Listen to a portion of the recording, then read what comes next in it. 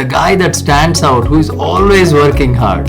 He's my man. I run the Medrano group here at Homesmart Real Estate. I've been in the last 3 years or so in our real estate market. We've seen a tremendous amount of appreciation, more than we've seen in the 20 years that I've been in business. And now, I like to say that we're in a skill-based market where things have changed so much that the way that you were doing business a year ago, 2 years ago, 3 years ago will not save you. One of the first things we do is we set a very clear foundation on where you're at. Customers are very smart. They look at your reviews. If you're new, customers want to become loyal. I mean, their intention is to become loyal. They are not coming to do one business and go away. They want real advice. When I got my license, we both got license around the same time, almost 20 years ago, right? When I got in the program, I signed up for this program called 100 Days to Greatness. You have to do it consistently. If there is no consistency, there is no point in starting something. So we call it money's in the follow-up. From the customer side, how do you pick a real estate agent? There is you can just Google any agent's name and see their history of how many sales they made and read their reviews.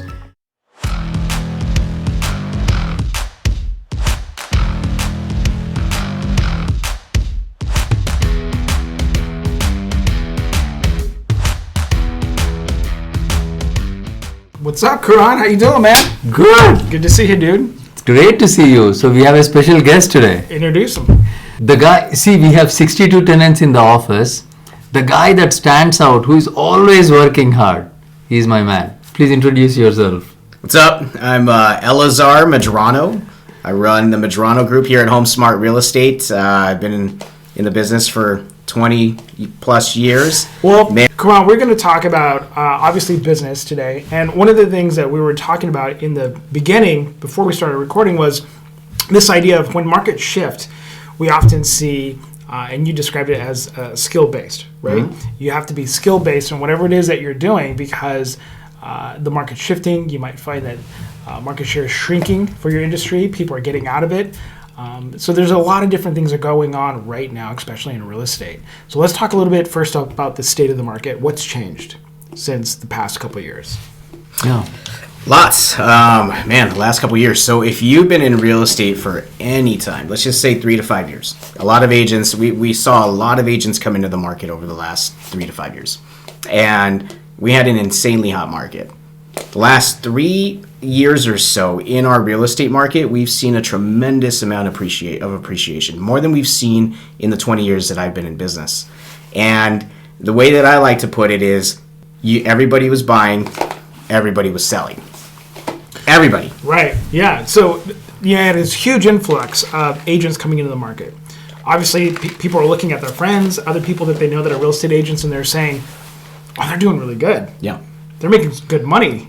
I should get my real estate license, even if it's a side gig for me. Make a couple $10,000, $20,000, $30,000 extra a year, right? Sounds kind of nice. Yeah. When markets are good, how easy is it to do that? So that's the thing, is these last few years have been amazing.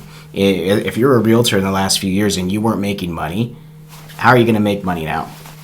There you go. That's a big question that you want to ask yourself, because it was a market where everybody was buying high, everybody was selling high. So if you had your hands on a client that you could help, somebody that you'd be able to help buy or sell or navigate even an investment property, there's a good chance that you were selling real estate. We go back to where we are now. What's changed is the market did. And now I like to say that we're in a skill-based market where things have changed so much that the way that you were doing business a year ago, 2 years ago, 3 years ago will not save you. Well, let's get into some specifics then. Sure. So what are some things that agents, business owners were doing a few years ago that worked like a charm, that are not going to work today? One of the biggest things, and what we saw happen so often in the last few years, let's say you found somebody that wanted to sell their home. Where would we list it? If the house across the street sold a month ago for $500,000, where were we listing this house? Slightly higher, maybe 520, 510, 525, maybe 550 even. And what were we getting? 570, 575. Over ask price, 10, 15, 20% over ask price. Yeah, we were able to list a house for so much more than our closest competition or our comparables, and we would get it. We had cash buyers coming in, 10, 20 offers on one listing. So if you found yourself in a position where you were helping sellers last year, you loved it. Your sellers loved it. Why?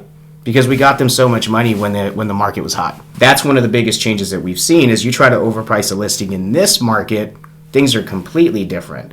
Your listing's going to sit. If you don't have a marketing strategy to be able to market this property for 2, 3, 4, 5, 6 weeks, it's not going to sell.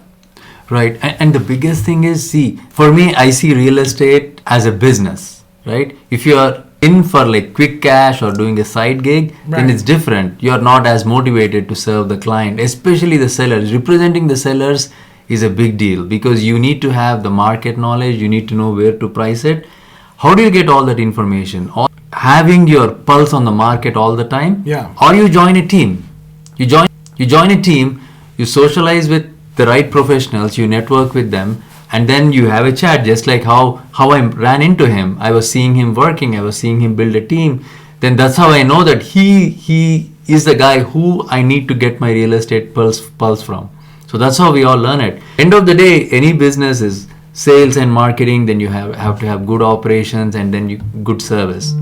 So let's focus on the first part, right? Sales and marketing, yourself. Sure. How do you offer yourself to be the right person with the right skill? As real estate agent, how do they build the skill in your team? Like, what do you guys do? Lots of stuff. So when you join our team, at least, one of the first things we do is we set a very clear foundation on where you're at. And we have tools and resources available to see where you're at with your sales skills, with your marketing skills, advertising skills, everything that you do to become a real estate business owner for yourself. So we start with the foundation, where you are today, and then we set a target of where you want to go at the end of the year. From today to a year from now, where do you really want to be with your business? And then we whittle that back down to quarterly targets, monthly targets, weekly targets in business and in every other area of life that we focus on, which is your health, your relationships at home, and your purpose. From that, we have all sorts of stuff. We have a 12-week sales training, virtual training that you do, 12 full weeks of this is how you sell real estate. We have an ISA team that supports you to be able to start having conversations with people and getting on the phones. You have coaches like myself that are going to coach you through the conversations, through the real estate contract, through negotiating, through understanding how to value properties, all within the first 90 days. So looking at that system that you've built out, what pitfalls are you helping an agent avoid that they're going to encounter if they're on their own and they're finding themselves in this kind of market for the first time? Being able to be clear on what needs to happen when you have your first buyer. Right. When you have your first seller, knowing the steps that go into being able to do these things. It's one thing to go out there and get your name out and do some open houses and figure out, hey, somebody's interested in working with you. They raise their hand. Now what do you do? The pitfall is most agents do just that. They go out there, they find somebody, they raise their hand, they want to work with you, and you have no idea how to navigate it. Got you. Yeah. Like any other business, when we talk about businesses, I see so much of similarity, right? Real estate business or mortgage or insurance business or even your photography business. But end of the day, people want to really get to an agent who is not only skillful, resourceful, and also who will become more like a relationship kind of a person, because once you buy the house, it's not ending, like the transactions are not ending. In our business, what we consider is each person that does business with us, their worth over a lifetime is at least around $20,000 each lead. Right.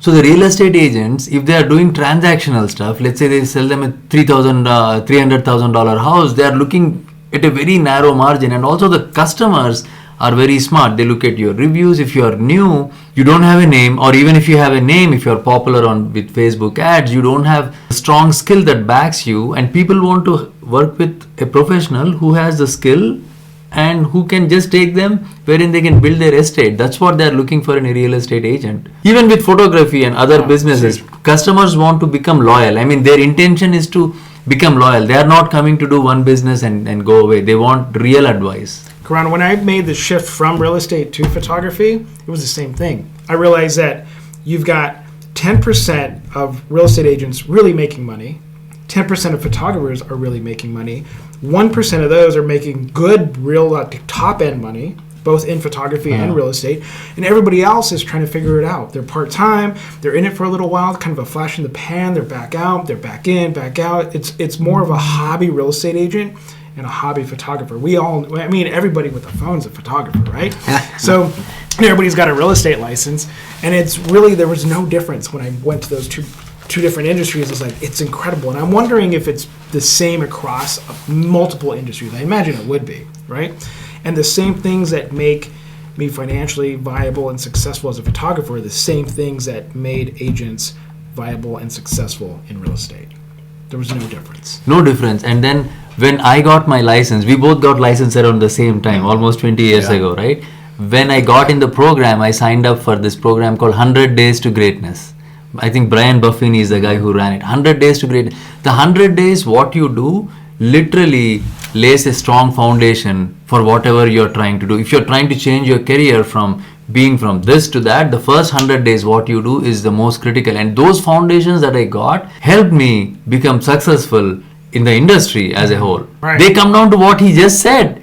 Daily activities. Basically, you have a big goal. Let's say whatever goal it is. You have your big goal. You take a paper and pen, write your big goal at the top, and then just itemize the things that you need to do to get there. And then once you have all the things that you have to do, then you break down the activities to a granular level, which is daily or weekly. So once you have your daily activities, then that's it. That solves the puzzle. We don't need to overcomplicate the business, but you need to have a leader who can tell you, okay, these are the right activities. Because if you have your foundation wrong, if let's say your activities are wrong, then it doesn't work. Because during my 100 days of greatness, they used to say, you need to call so many people or whatever, the expired listings and all that, right?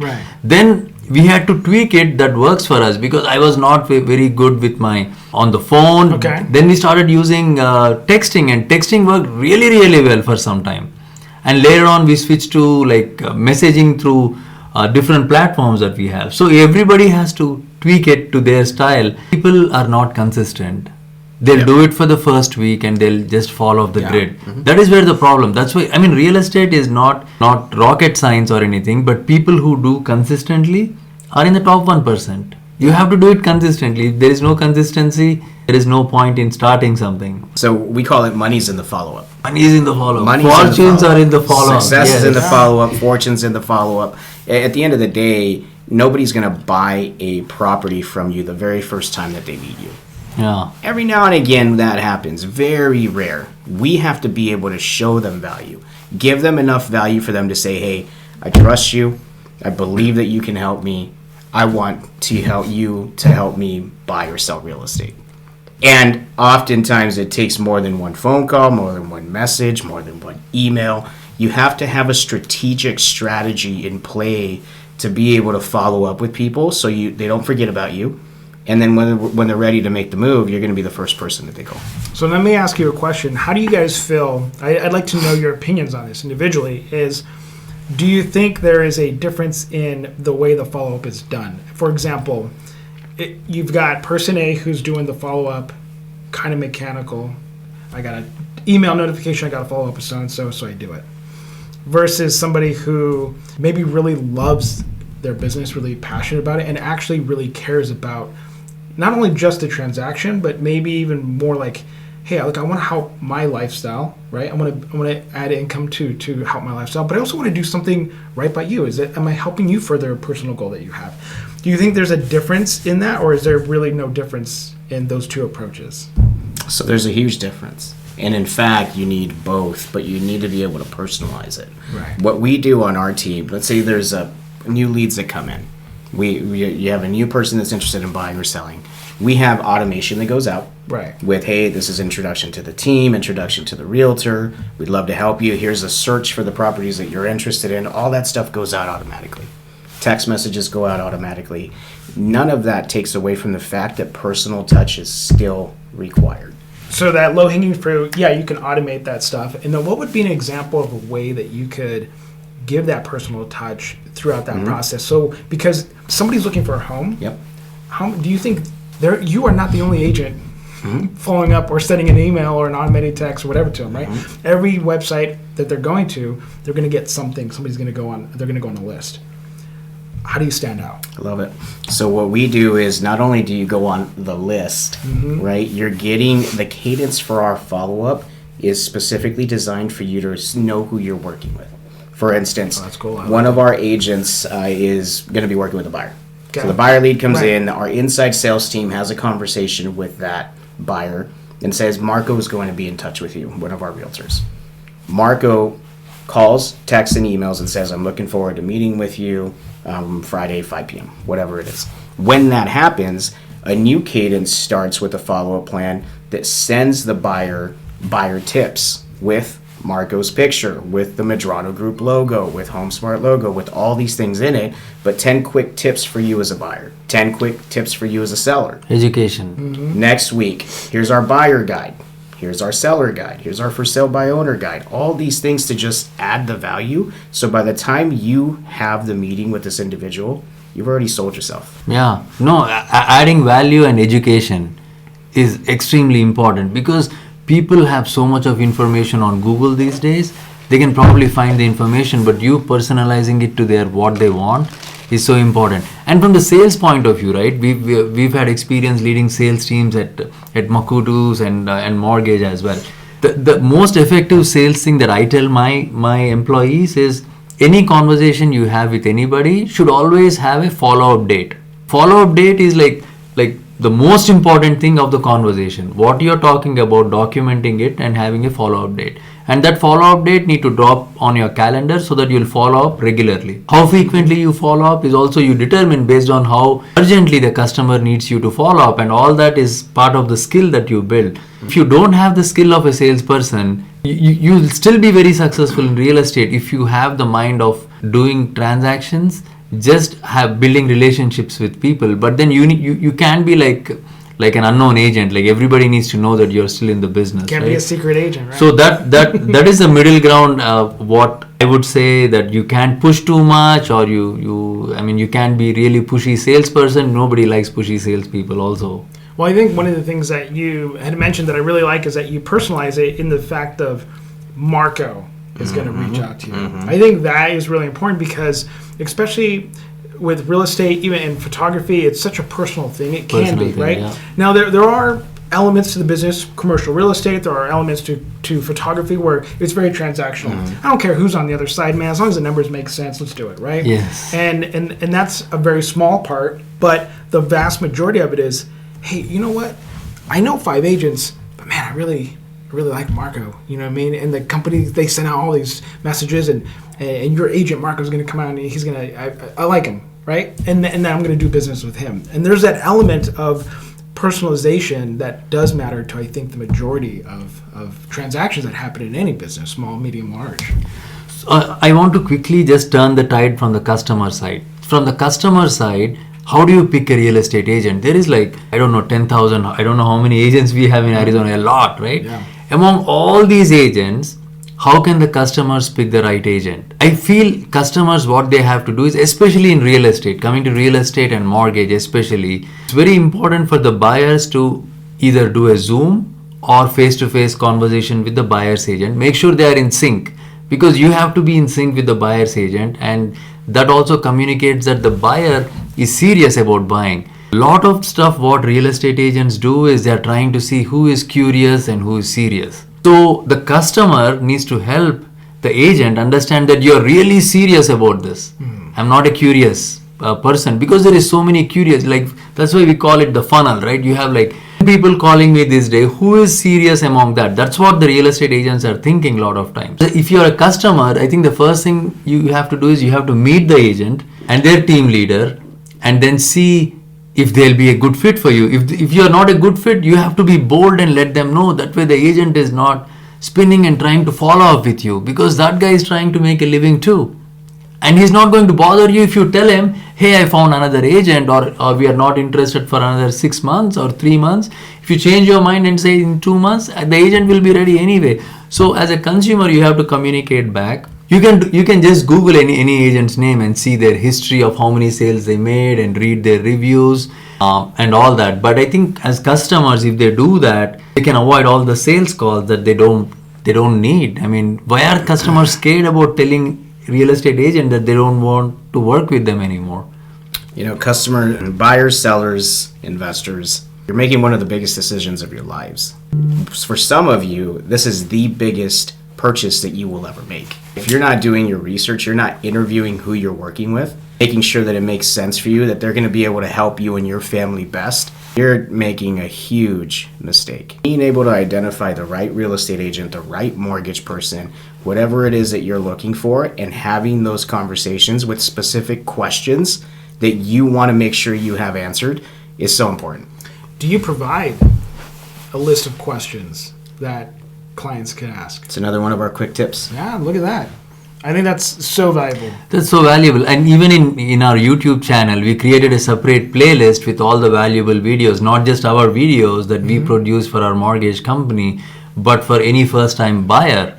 So they'll be able to see it, because education is more important. If the customer is more informed, it's going to make agent's job easy. It's going to make mortgage broker's job easy. It's going to make everybody's job easy. So there is no reason for any professional to withhold any information. Actually, it's our benefit, because if customer knows what to look for, it's going to help everybody as part of the deal. Now, before we close out, I wanted to ask Shane, because you've been through real estate and other businesses. What's your take on why the agents drop off the business after 2 years or 3 years? Oh man, there's a lot. I think the biggest thing is they don't get traction. Whatever goal idea they had in their mind, they don't see the realization of that in their business. That's the number one reason, right? Because like if you were getting the goal that you had, you'd stay with it. They're trying to do it themselves, maybe. And well, most of them, that's the way you want to do it. They're trying to do it themselves. There's a certain amount of, I can do this, I've got this skill, or maybe, hey, I just love looking at homes. Right? I've seen that happen a lot of times with agents when they would come in and I talk to them.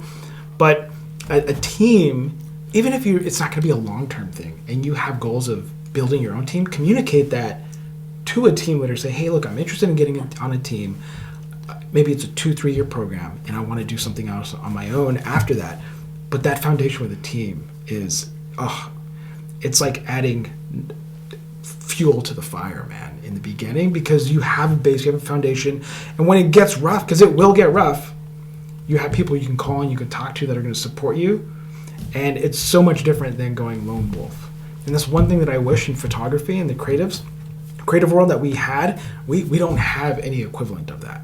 There's a couple things that the creative world does not have that would benefit. For example, you mentioned being able to go and look at numbers for real estate agents and see what they're doing, how great they are. We don't have any equivalent to that. You're just kind of, what you get is what you get, you know what I mean?